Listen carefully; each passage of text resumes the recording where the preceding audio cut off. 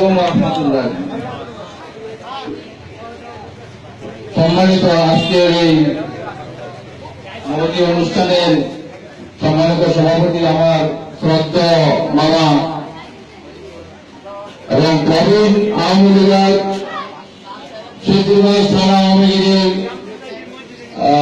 কমিটিতে দীর্ঘ অনেক বছর যাবৎ যিনি আছেন, যিনি আমাকে সন্তানের মতো ভালোবাসেন, সন্তানের মতো আদর করেন, আমার সেই শ্রদ্ধেয় মামা জনাব বিপ্লবী প্রধান সাহেব মঞ্চে উপস্থিত আছেন।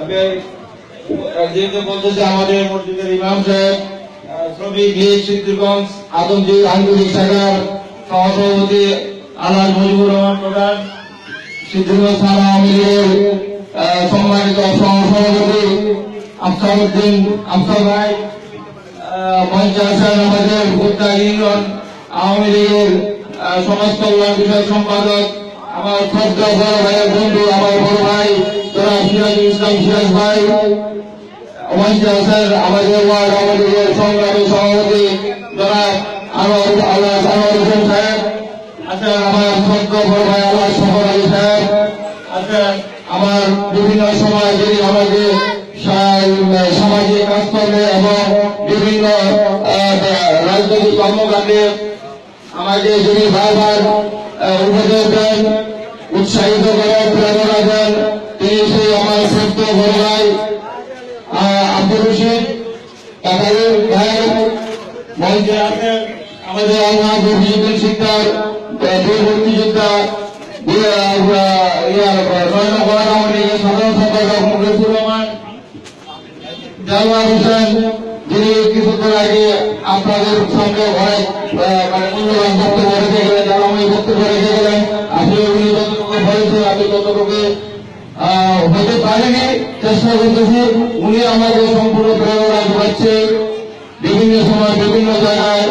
উনি আমার জন্য যতটুকু কাজ করেছে আমি ওনার কাছে কৃতজ্ঞতা প্রকাশ রাখছি। উনি আমার জন্য অনেক কিছু করেন, আমাকে পথ নির্দেশক করিয়েছেন, এই জন্য ওনার কাছে আমি কৃতজ্ঞতা প্রকাশ করি।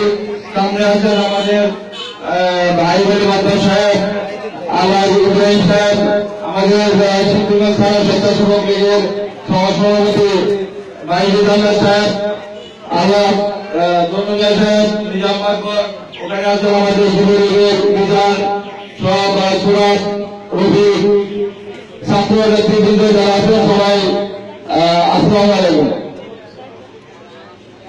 আজকে আমি নারায়ণগঞ্জ জেলা বাংলাদেশ কৃষক লীগ নারায়ণগঞ্জ জেলা কমিটির যে নতুন কমিটিতে গঠন করা হয়েছে, সেই কমিটিতে যে আমাদের যুগ্ম সাধারণ সম্পাদক করে মনোনীত করেছেন আমার মাননীয় আপনার আমার সকলের প্রিয় ভাজন, অত্যন্ত আমাদের শ্রদ্ধা ব্যক্তি, বড় মানুষের নেতা, কর্মী বান্ধব আল্লাহ হেকেম শামীম ওসমান সাহেব। উনি নারায়ণগঞ্জ জেলার সমস্ত আওয়ামী লীগ অঙ্গ সংগঠন, অন্যান্য ব্যক্তিবর্গ এবং এমপি সাহেবদের নিয়ে রাজনীতি ক্লাবে বসে এই পুরো নারায়ণগঞ্জ জেলার কমিটিরা গঠন করেছেন। সেখানে উনি বা অন্যরা আমাকে যে এই পদটা দিয়েছেন, আমি এটা অনুমোদন হওয়ার আগ পর্যন্ত আমি জানতাম না। যখন ঢাকা কেন্দ্র থেকে অনুমোদন হয়ে আসছে, রাত্রে আমাকে টেলিফোনে মেসেজটা দিয়েছে। আমি আল্লাহর কাছে শুকরিয়া আদায় করি। আমি কৃতজ্ঞতা প্রকাশ করি, আপনাদের প্রতি আমি কৃতজ্ঞতা প্রকাশ করি। আপনাদের স্নেহ, আপনাদের ভালোবাসা আমি যদি না পেতাম, আপনাদের দোয়া যদি আমার প্রতি না থাকতো, তাহলে হয়তো আমি এতটুকু এগোতে পারতাম না। অনেক সময় অনেক আমাকে পিছু টেনে রাখতে চায়, দেখতে চেয়েছিল। আল্লাহর রহমত আমাকে রাজনৈতিক শুরু করতে চেয়েছিল। আল্লাহর অশেষ রহমত, আপনাদের ভালোবাসা, আপনাদের দোয়া, আপনাদের সহযোগিতায় ইনশাআল্লাহ পারে নাই, আগামীতেও পারবে না। আপনাদের নিয়েই আমি থাকবো, আপনাদের সাথে আমি কাজ করবো ইনশাআল্লাহ। আপনারা যদি আমার সাথে থাকেন, কেউ আমাকে পিছিয়ে রাখতে পারবে না, দাঁড়িয়ে রাখতে পারবে না। আমি আপনাদের কাছে পূর্ববর্তী বক্তারা যে বক্তব্যগুলি দিয়ে গেল সেই প্রেক্ষিতে আমি একটু সংযুক্ত করতে চাই। আমার ছোট্ট বড় ভাই বলে গেলেন ঐক্যের কথা, আমরা বারবার ঐক্য করে চেষ্টা করেছি। আপনি সারানি ভাই বলেন, যখন একজন এমপি সাহেব দুইজনের হাত ধরে এভাবে মিলে দিয়ে যান, বলেন যে মিলেমিশে রাজনীতি করবেন, এরপরে কি আর কোনো কিছু থাকতে পারে? অনেক কিছু থাকতে পারে। তারপর আমি আপনার অনেক অনেক কথা, অনেক ইতিহাস সংক্ষিপ্ত বলে আমি তিনবার তার ব্যক্তিগতভাবে আমি ওই নেতার পায়ে ধরে বসেছিলাম, ক্ষমা পাইনি। আল্লাহ ক্ষমা করে, মানুষের কাছে ক্ষমা পাইনি। আমি কোনো অপরাধ করি, আমি যদি অন্যায় করে থাকি, অপরাধ আমার অন্যায় কোনটা, আমার অপরাধ কোনটা? আমি সংগঠনের সাংগঠনিক কথা বলি, নিয়মের কথা বলি, অনিয়মের কথা, অনিয়ম আমি পছন্দ করি না। এইগুলো আমার অপরাধ, এগুলো আমার অন্যায়। যাই হোক, আগামীতে এখন আমরা নির্বাচনমুখী। আমি সারাকে অনুরোধ করছি, আপনি বলছেন দেখেন, বসেন। আমি যদি আমার যদি কোনো অন্যায় থাকে, আমার যদি কোনো ভুল থাকে, আমার বলবেন। আপনারা আমার জন্য আমার যা বিচার করেন, যদি বলেন সংগঠন থেকে বিদায় হয়ে যাও, আমি আমার মধ্যে যদি কোনো ভুল করে পেয়ে থাকেন, আপনি আমার বড় ভাই, আমার বড় ভাই বন্ধু, আমার বড় ভাই, আপনাকে আমি বললাম, আপনি দেখেন। এমপি সাহেবের সাথে আমারও কথা হয়েছে, এমপি সাহেব নিধন চেষ্টা করছে। একটা কথা বলে কথায় কথা বলে মাইন্ড করে না, কি করবে তো 5 পঞ্চায়েত করবে, কিন্তু আমরা 12 নিয়ে যাবে। এখন আমি একটা বইলে আসি, ভালো কথা উনি আমার ভালো পরামর্শ দেন, ভালো কথা দেন।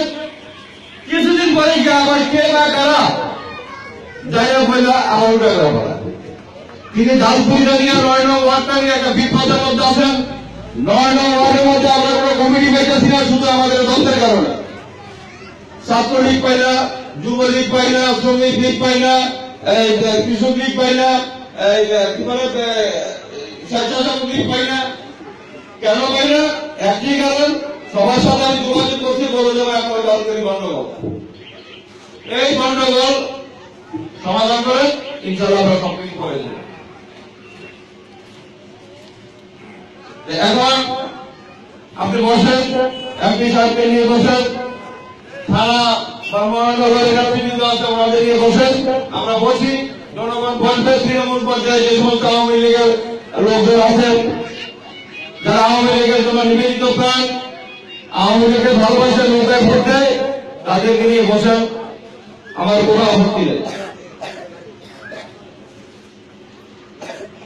এখন আগাম ভাবে বক্তব্য রাখতে পারতেছি না, অনেক কথা ছিল, আজকে কথা বলার সুযোগ দেয় আমার, কারণ আজকে আমার আল্লাহর কাছে শুকরিয়া আদায় করার